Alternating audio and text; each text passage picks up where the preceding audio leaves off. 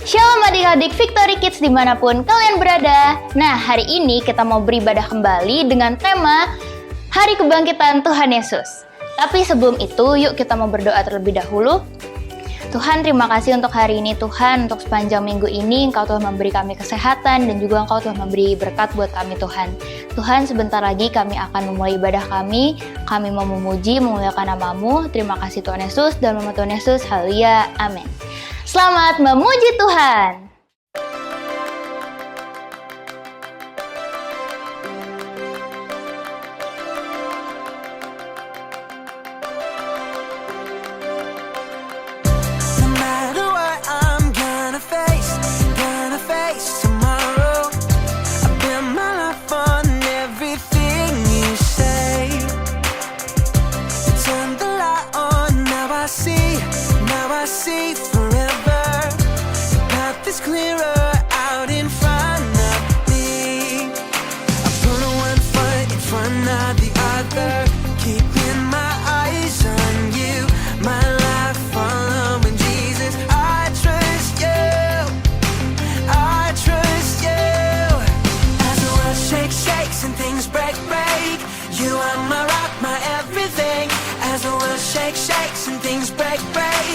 You are my rock, my everything.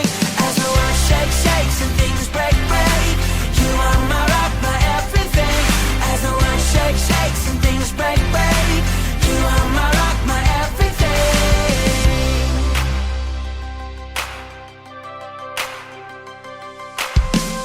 No matter what I'm gonna face tomorrow. I build my life on everything you say.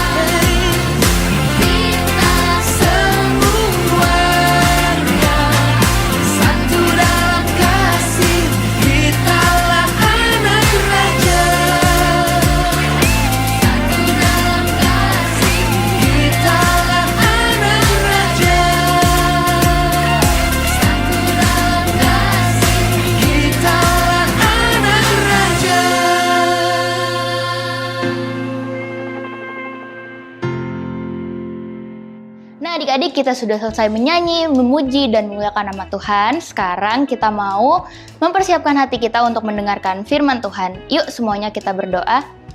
Tuhan, terima kasih Tuhan, kami sebentar lagi akan mendengarkan firman-Mu. Biarlah firman-Mu boleh kami ingat setiap harinya Tuhan. Dan juga Tuhan, pesan-Mu boleh tersampaikan dalam hati kami. Terima kasih Tuhan Yesus, dalam nama Tuhan Yesus, haleluya, amin. Halo adik-adik Victory Kids semuanya, selamat pagi, selamat hari Minggu untuk kita semuanya. Dan hari ini kita akan memperingati Hari Kebangkitan Tuhan Yesus ya. Kalau Jumat kemarin kita telah memperingati Hari Kematian Tuhan Yesus, hari ini tepat pada hari ketiga Tuhan Yesus telah bangkit. Dan hari ini kita kembali merayakan Hari Paskah, di mana Tuhan Yesus bangkit adik-adik. Nah adik-adik, kalian tahu gak sih kalau Paskah ini mempunyai arti loh. Nah kakak mau kasih tahu nih ya, kepanjangan dari Paskah. Nah, Paskah itu kepanjangannya adalah pasti aku selamat karena Allah hidup. Nah, jadi walaupun kemarin kita sudah melihat ya bahwa Tuhan Yesus disalibkan, Tuhan Yesus mati, tapi ternyata dia tidak mati untuk selama-lamanya adik-adik. Tapi dia justru bangkit pada hari ketiga ya, dia bangkit dari antara orang mati adik-adik. Nah, sekarang kakak mau tanya, kalian percaya nggak sih bahwa Tuhan Yesus ini telah bangkit dari antara orang mati? Atau kalian masih menganggap bahwa ini kayaknya dongeng deh kak, ini kayak ceritanya hoax deh. Nah, kalau kalian belum percaya, kakak mau kasih tahu nih ya, kita akan sama-sama lihat ayatnya di Lukas 24 ayat 6 sampai 7. Ia tidak ada di sini, ia telah bangkit. Ingatlah apa yang dikatakannya kepada kamu ketika ia masih di Galilea, yaitu bahwa anak manusia harus diserahkan ke tangan orang-orang berdosa dan disalibkan, dan akan bangkit pada hari ketiga. Nah adik-adik, dari ayat ini jelas banget ya, firman Tuhan mengatakan bahwa Tuhan Yesus akan bangkit pada hari ketiga. Memang betul, ia akan disalibkan gitu ya. Tujuannya apa kemarin Tuhan Yesus disalibkan? Untuk menyelamatkan umat manusia, membebaskan umat manusia dari dosa. Tapi ternyata dia tidak mati untuk selama-lamanya. Dia bangkit pada hari yang ketiga adik-adik. Nah, sebagai anak-anak Tuhan, kita harus percaya nih ya, dengan iman dan juga yakin bahwa Tuhan Yesus yang telah mati, kini telah bangkit pada hari yang ketiga. Bangkit dan hidup untuk selama-lamanya adik-adik. Nah, sekarang kakak punya pertanyaan nih. Nah, setelah Tuhan Yesus mati nih ya dan bangkit, apakah artinya kita boleh hidup dalam dosa dong ya? Kan kemarin dosanya udah diampuni nih ya. Berarti sekarang kita boleh dong ya untuk hidup dosa lagi gitu ya. Toh nanti juga akan diampuni lagi. Nah, sekarang kakak mau kita sama-sama buka jawabannya di dalam firman Tuhan Roma 6 ayat 1 sampai 2. Jika demikian, apakah yang hendak kita katakan? Bolehkah kita bertekun dalam dosa supaya semakin bertambah kasih karunia itu? Sekali-kali tidak. Bukankah kita telah mati bagi dosa? Bagaimanakah kita masih hidup di dalamnya? Wah, adik-adik, ayat ini benar-benar mengingatkan kita ya, bahwa sekalipun kemarin Tuhan Yesus telah mati di kayu salib, itu artinya Tuhan Yesus mati satu kali untuk selama-lamanya menebus dosa kita adik-adik. Jadi bukan berarti ketika Tuhan Yesus sudah mati di kayu salib dan juga bangkit, kita dapat seenaknya berbuat dosa adik-adik. Justru ketika kita sudah dimerdekakan dari dosa, ketika dosa kita sudah ditebus, kita sekarang sudah hidup di dalam kebenaran. Anak-anak Tuhan yang hidup dalam kebenaran pasti nggak akan betah tinggal di dalam dosa. Nih, kakak mau kasih contoh nih ya. Misalnya pada suatu hari, ada seorang anak bernama Budi nih adik-adik ya. Si Budi ini lagi asik main sepeda, tapi dia main sepedanya nih ngebut-ngebutan nih ya. Ternyata ketika dia lagi ngebut-ngebutan main sepeda, dia jatuh dan nyemplung ke dalam got adik-adik.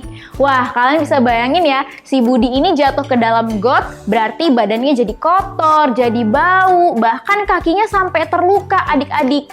Terus setelah kejadian tersebut nih ya, apakah besok-besoknya si Budi ini akan ngebut-ngebutan? Pasti enggak dong ya. Pasti si Budi ini akan lebih berhati-hati ketika naik sepeda. Supaya apa? Supaya dia nggak jatuh lagi ke dalam got. Karena si Budi ini kakak percaya dia nggak mau jatuh lagi ke dalam got. Karena ketika jatuh dalam got pasti rasanya sakit. Terus badannya juga jadi kotor, jadi bau.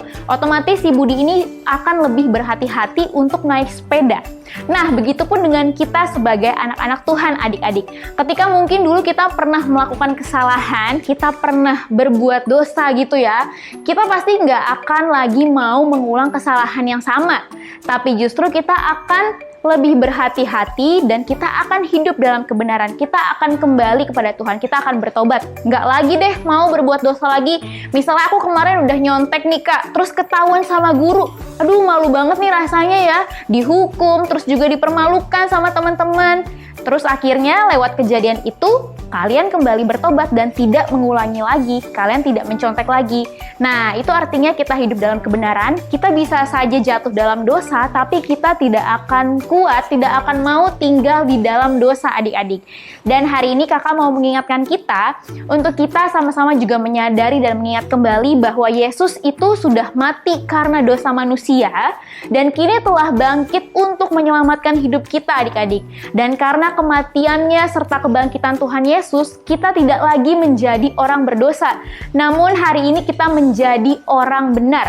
Kita tidak lagi tinggal di dalam dosa, tapi kita tinggal dalam kebenaran, adik-adik.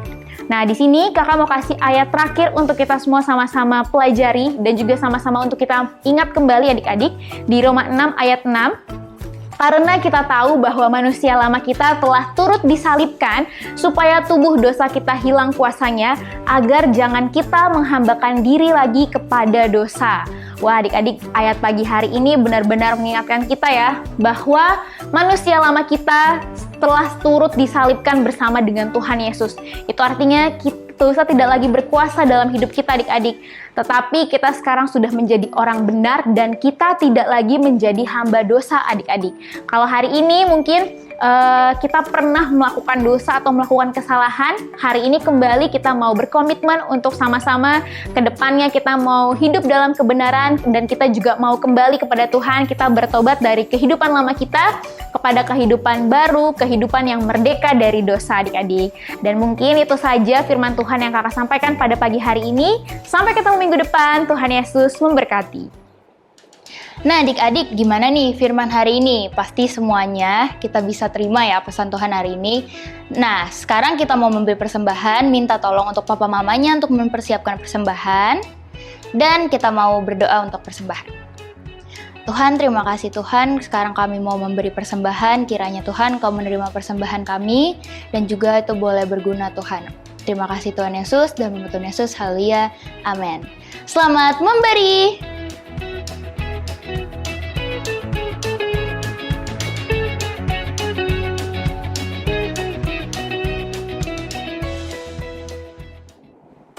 Oke adik-adik semuanya, kita telah selesai untuk mengikuti ibadah online hari ini, dan hari ini tepat hari ketiga Tuhan Yesus bangkit ya. Kita memperingati hari kebangkitan Tuhan Yesus, dan tadi kita juga sudah belajar firman Tuhan bahwa setelah Tuhan Yesus bangkit, kita telah merdeka dari dosa dan kita tidak lagi menjadi hamba dosa adik-adik, tapi kita menjadi hamba kebenaran. Oleh karena itu, mari kita akhiri ibadah kita pada pagi hari ini, kita bersatu dalam doa.